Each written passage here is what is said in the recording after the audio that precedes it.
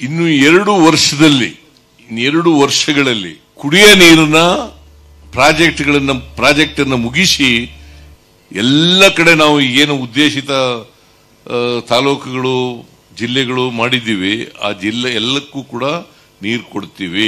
ಅವರು ನಮ್ಮ ಚಿಕ್ಕಬಳ್ಳಾಪುರ ಜಿಲ್ಲೆಗೆ ಒಂದು ವಾಕ್ಯವನ್ನ ಕೊಟ್ಟರು, ಇನ್ನು 2 ವರ್ಷಗಳಲ್ಲಿ ಎತ್ತಿನ ಹೊಳೆ ನೀರನ್ನ ಚಿಕ್ಕಬಳ್ಳಾಪುರಕ್ಕೆ ಕೊಡ್ತೀವಿ ಅಂತ ಹೇಳಿ. ಈಗ 2025ರಲ್ಲಿ ಈಗಲೂ ಸಹ ತಾವು ಮುಖ್ಯಮಂತ್ರಿಗಳಾಗಿ ಇದೇ ಮಾತನ್ನ ಹೇಳ್ತಾರೆ, ಇನ್ನು 2 ವರ್ಷಗಳಲ್ಲಿ ಚಿಕ್ಕಬಳ್ಳಾಪುರ ಜಿಲ್ಲೆ ಕುಡಿಯೋ ನೀರನ್ನು ಕೊಡ್ತೀವಿ ಅಂತ. ಈಗ ನಾನು ಏನೇನು ಕೆಲಸ ನಡೆದಿದೆ ಅನ್ನೋದು ಹೇಳಿದ್ದೀನಿ. 17,000 ಕೋಟಿ ಖರ್ಚಾಗಿದೆ ಅಂತ ಹೇಳಿದ್ದೀನಿ. ಬಾಗೇಪಲ್ಲಿ ಚಿಂತಾಮಣಿಗೆ ಬಂಪರ್ ಹಾಗೂ ಶಿಡ್ಲಘಟ್ಟ ಚಿಂತಾಮಣಿಗೆ ಎನ್ಎಚ್ ವ್ಯಾಲಿ ನೀರು ತ್ಯಾಜ್ಯ ನೀರು 3ನೇ ಹಂತದ ಶುದ್ಧೀಕರಣ ಇಲ್ಲ ಎಂದು ಸಾಬೀತಾಗಿದ್ದು 2 ವರ್ಷದಲ್ಲಿ ಎತ್ತಿನ ಹೊಳೆ ನೀರು ಸಿಗುತ್ತದೆ ಎಂದು ಚಿಕ್ಕಬಳ್ಳಾಪುರ ತಾಲೂಕಿನ ನಂದಿಗಿರಿ ಧಾಮದಲ್ಲಿ ನಡೆದ ರಾಜ್ಯ ಸಚಿವ ಸಂಪುಟ ಸಭೆಯಲ್ಲಿ ತೀರ್ಮಾನಗಳನ್ನು ಕೈಗೊಳ್ಳಲಾಗಿದೆ. ಎತ್ತಿನ ಹೊಳೆಯಲ್ಲಿ ಸಿಗುವ ನೀರಿನ ಪ್ರಮಾಣದ ಬಗ್ಗೆ ಮಾಹಿತಿಯನ್ನ ಕೊಡದೆ 2 ವರ್ಷದಲ್ಲಿ 75 ಲಕ್ಷ ಜನರಿಗೆ ಎತ್ತಿನ ಹೊಳೆ ನೀರು ನೀಡುವ ಭರವಸೆಯನ್ನ ಸರ್ಕಾರ ನೀಡಿದೆ. ಇನ್ನು ಎಚ್ಎನ್ ವ್ಯಾಲಿ 3ನೇ ಹಂತದ ಶುದ್ಧೀಕರಣದ ಪ್ರಶ್ನೆಗೆ ಉತ್ತರಿಸದೆ ಸಭೆ ಬರಖಾಸ್ತು ಮಾಡಲಾಯಿತು. ಇನ್ನು 2 ವರ್ಷಗಳಲ್ಲಿ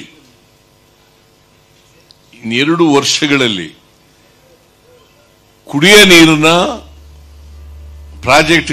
ಪ್ರಾಜೆಕ್ಟ್ ಅನ್ನು ಮುಗಿಸಿ ಎಲ್ಲ ಕಡೆ ನಾವು ಏನು ಉದ್ದೇಶಿತ ತಾಲೂಕುಗಳು ಜಿಲ್ಲೆಗಳು ಮಾಡಿದ್ದೀವಿ ಆ ಜಿಲ್ಲೆ ಎಲ್ಲಕ್ಕೂ ಕೂಡ ನೀರು ಕೊಡ್ತೀವಿ. ಕುಡಿಯ ನೀರಿಗೆ ಯಾವುದೇ ನೀರಿನ ತೊಂದರೆ ಇಲ್ಲ. ಬಹಳ ಜನ ಮಾತಾಡ್ತಾರೆ, ನಮ್ಮ ವಿರೋಧ ಪಕ್ಷದವರು ಮಾತಾಡ್ತಾರೆ, ನೀರೆಲ್ಲಿದೆ ಕೊಡಕ್ಕೆ. ಈಗಾಗಲೇ ಎಡ್ಡೋರ್ಕೆಲ್ಲ ಮುಗಿದಿದೆ 4,202 ಕೋಟಿ ರೂಪಾಯಿಂದು. ಆಮೇಲೆ ಗ್ರಾವಿಟಿ ಮೇನ್ ಕ್ಯಾನಲ್ ಅದು ಕೆಲಸ ಮುಗಿದಿದೆ. 82% ಆಫ್ ದಿ ಸುಮಾರು 82-85% ಕೆಲಸ ಮುಗಿದಿದೆ. ಅದಕ್ಕೆ 9,807 ಕೋಟಿ ಖರ್ಚಾಗಿದೆ. 9,807 ಕೋಟಿ ಖರ್ಚಾಗಿದೆ. ಆಮೇಲೆ ಫೀಡರ್ಸ್ ಮಧುಗಿರಿ, ಪಾವಗಡ, ಈಜಿಹಳ್ಳಿ, ರಾಮನಗರ, ಗೌರಿಬಿದನೂರು, ಕೊರಟಗೆರೆ ಇದು 96% ಕೆಲಸ ಮುಗಿದಿದೆ. 2014-15ರಲ್ಲಿ ವೀರಪ್ಪ ಮೊಯ್ಲಿ ಅವರು ನಮ್ಮ ಚಿಕ್ಕಬಳ್ಳಾಪುರ ಜಿಲ್ಲೆಗೆ ಒಂದು ವಾಕ್ಯವನ್ನ ಕೊಟ್ಟರು, ಇನ್ನು 2 ವರ್ಷಗಳಲ್ಲಿ ಎತ್ತಿನ ಹೊಳೆ ನೀರನ್ನ ಚಿಕ್ಕಬಳ್ಳಾಪುರಕ್ಕೆ ಕೊಡ್ತೀವಿ ಅಂತ ಹೇಳಿ. ಈಗ 2025ರಲ್ಲಿ ಈಗಲೂ ಸಹ ತಾವು ಮುಖ್ಯಮಂತ್ರಿಗಳಾಗಿ ಇದೇ ಮಾತನ್ನ ಹೇಳ್ತಾರೆ, ಇನ್ನು 2 ವರ್ಷಗಳಲ್ಲಿ ಚಿಕ್ಕಬಳ್ಳಾಪುರ ಜಿಲ್ಲೆ ಕುಡಿಯೋ ನೀರನ್ನು ಕೊಡ್ತೀವಿ ಅಂತ. ಈಗ ನಾನು ಏನೇನು ಕೆಲಸ ನಡೆದಿದೆ ಅನ್ನೋದು ಹೇಳಿದ್ದೀನಿ. 17,000 ಕೋಟಿ ಖರ್ಚಾಗಿದೆ ಅಂತ ಹೇಳಿದ್ದೀನಿ. 82%, 96%, 90% ಕೆಲಸಗಳೆಲ್ಲ ಮುಗಿದಿದ್ದಾವೆ. ಇನ್ನು 2 ವರ್ಷದಲ್ಲಿ ಕುಡಿಯ ನೀರಿನ ಪ್ರಾಜೆಕ್ಟ್ ಎಲ್ಲ ಮುಗಿದು ನೀರು ಕೊಡ್ತಕ್ಕಂಥ ಕೆಲಸ ಮಾಡ್ತೀವಿ. ಈಗ ನಾನು ಹೇಳಿದ್ನಲ್ಲ, 14 TMC ನೀರು ಕುಡಿಯ ನೀರಿಗೆ ಬೇಕಾಗಿದೆ. ಅದು ಅವ್ರಿಗೆ ಗೊತ್ತಿದ್ಲೇ ಇರಬಹುದು. 14 TMC ನೀರನ್ನ ಕೊಡ್ಲಿಕ್ಕೆ ಸರ್ಕಾರ ಬದ್ಧವಾಗಿದೆ, ಕೊಟ್ಟೇ ಕೊಡ್ತೀವಿ. ಎಲ್ಲ ಮಾಧ್ಯಮದವರೆಲ್ಲ ರೆಡಿಯಾಗಿರಿ. ನಾನೇ ನಿಮ್ಮನ್ನ ಕರ್ಕೊಂಡೋಗಿ ಏನೇನು ಕೆಲಸ ಮಾಡಿದೀವಿ, ನೀರು ಹೆಂಗೆ ಈಚೆ ತೆಗ್ದಿದೀವಿ, ಯಾವ ರೀತಿ ಕೆಲಸ ಆಗಿದೆ, ಇಡೀ ಭಾರತದಲ್ಲಿ ಎಲ್ಲೂ ಆಗಿಲ್ಲ.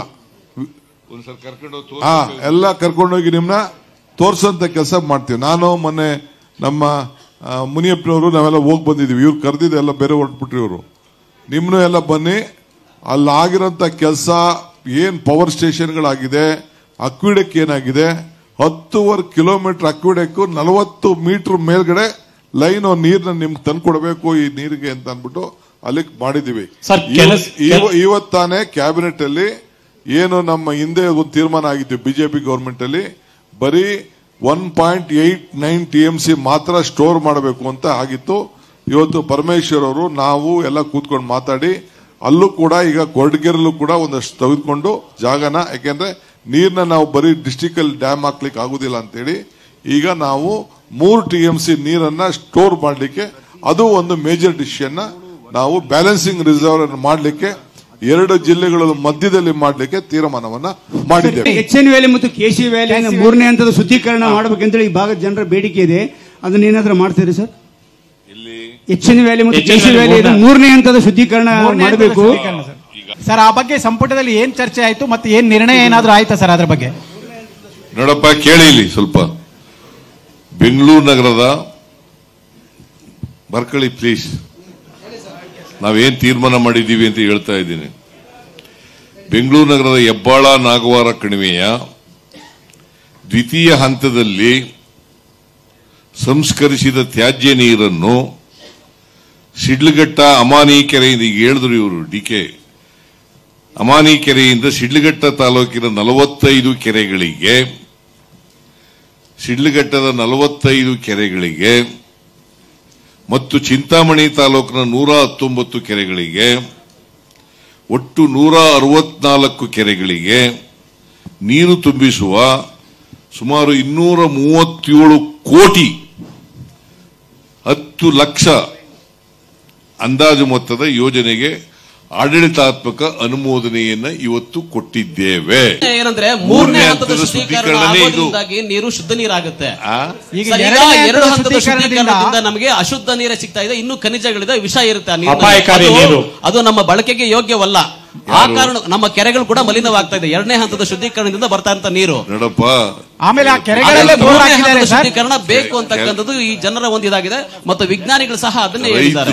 ರೈತರು ಅಶುದ್ಧವಾಗಿದೆ, ದನ ಕರುಗಳಿಗೆ ಕುಡಿಲಿಕ್ಕೆ ನೀರಾಗೋದಿಲ್ಲ, ಅಂಡರ್ಗ್ರೌಂಡ್ ವಾಟರ್ ಮೇಲಕ್ಕೆ ಬರಲ್ಲ ಅಂತ ಹೇಳಿದ್ರೆ, ನಮಗೆ ರೈತರು ಕಂಪ್ಲೇಂಟ್ ಮಾಡಿದ್ರೆ ಅದನ್ನ ಮತ್ತೆ ಶುದ್ಧೀಕರಿಸತಕ್ಕಂಥ ಕೆಲಸ ಮಾಡ್ತೀವಿ. ಸರ್, ನಿಮ್ ಪಕ್ಕದಲ್ಲಿರೋ ಆಹಾರ ಸಚಿವರು ಹೇಳಿದ್ದಾರೆ ಮೂರನೇ ಹಂತದ ಶುದ್ಧೀಕರಣ ಆಗಬೇಕು ಅಂತ.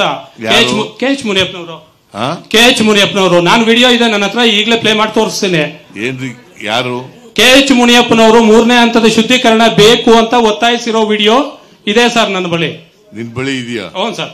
ನೋಡಪ್ಪ, ಅವರು ಯಾವ ಸಂದರ್ಭದಲ್ಲಿ ಹೇಳಿದಾರೋ, ಯಾವ ಸನ್ನಿವೇಶದಲ್ಲಿ ಹೇಳಿದಾರೋ ಗೊತ್ತಿಲ್ಲ ನನಗೆ. ಪ್ರದೀಪ್ ಈಶ್ವರ್ ಅವರು ಕೇಳಪ್ಪ, ಇಲ್ಲಿ 1 ಮತ್ತು 2ನೇ ಶುದ್ಧೀಕರಣ ಇದು ಕುಡಿಯೋ ನೀರಿನ ಪ್ರಾಜೆಕ್ಟ್ ಅಲ್ಲ.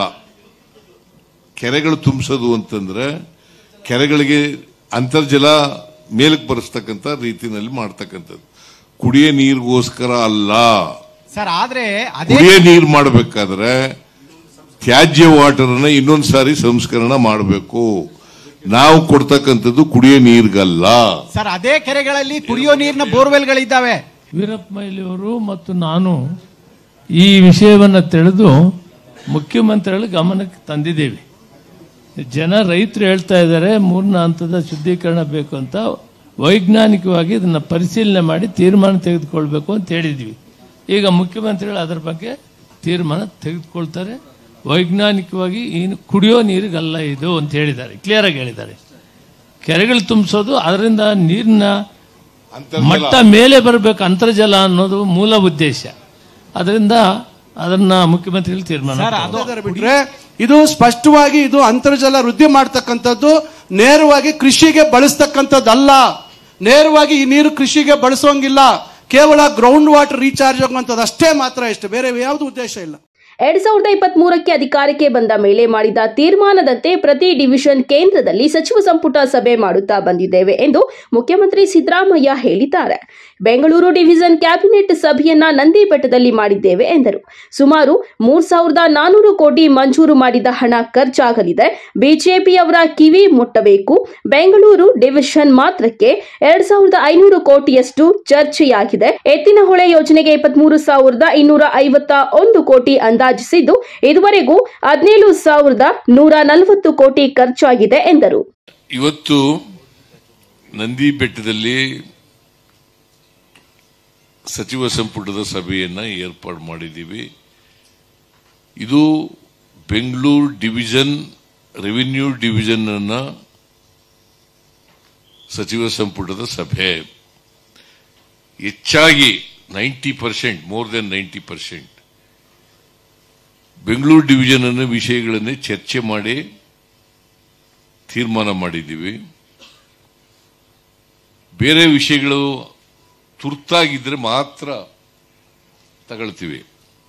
ಬೇರೆ ಜಿಲ್ಲೆಗಳದು ತುರ್ತು ವಿಷಯಗಳಿದ್ರೆ ಅಂಥ ವಿಷಯಗಳನ್ನು ಕೂಡ ತೀರ್ಮಾನ ಮಾಡ್ತಕ್ಕಂಥ ಕೆಲಸವನ್ನು ಮಾಡಿದ್ದೀವಿ. ಇವತ್ತು ನಾನು ಆಮೇಲೆ ಅಡಿಷನಲ್ ಸಬ್ಜೆಕ್ಟ್ಸ್ ಬಿಟ್ಬಿಟ್ಟಿದೆ, 48 ವಿಷಯಗಳನ್ನು ಚರ್ಚೆ ಮಾಡಿದ್ದೀವಿ. ಸುಮಾರು 3,400 ಕೋಟಿ 3,400 ಕೋಟಿ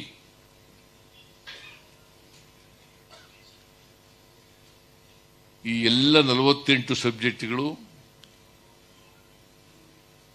ಸಬ್ಜೆಕ್ಟ್ಗಳಲ್ಲಿ ನಾವು ಇವತ್ತು ಮಂಜೂರು ಮಾಡಿರ್ತಕ್ಕಂಥ ಹಣ 3,400 ಕೋಟಿ 3,400 ಕೋಟಿ. ಯಾಕೆ ರಿಪೀಟ್ ಮಾಡ್ತಾ ಇದ್ದೀನಿ ಅಂತಂದ್ರೆ ಬಿಜೆಪಿಯವರು ಪದೇ ಪದೇ ಹೇಳ್ತಾರೆ ಈ ಸರ್ಕಾರದಲ್ಲಿ ದುಡ್ಡಿಲ್ಲ ಅಂತೇಳಿ. ಅದಕ್ಕೆ ಇದನ್ನ ಒತ್ತಿ ಒತ್ತಿ ಒತ್ತಿ ಒತ್ತಿ ಹೇಳ್ತಾ ಇದ್ದೀನಿ. ಈ ಸಂದರ್ಭದಲ್ಲಿ ಡಿಸಿಎಂ ಡಿಕೆ ಶಿವಕುಮಾರ್, ಸಚಿವರಾದ KH Muniyappa, HK Patil, MC Sudhakar, ಶಾಸಕರಾದ ಪ್ರದೀಪ್ ಈಶ್ವರ್, ಎಸ್ಎನ್ ಸುಬ್ಬಾರೆಡ್ಡಿ ಮತ್ತಿತರರು ಉಪಸ್ಥಿತರಿದ್ದರು. ಕ್ಯಾಮರಾಮ್ಯಾನ್ ಪ್ರವೀಣ್ ಜೊತೆ ಕಳವಾರ ಅರುಣ್, ಎಂಎಂಟಿವಿ ನ್ಯೂಸ್, ಚಿಕ್ಕಬಳ್ಳಾಪುರ.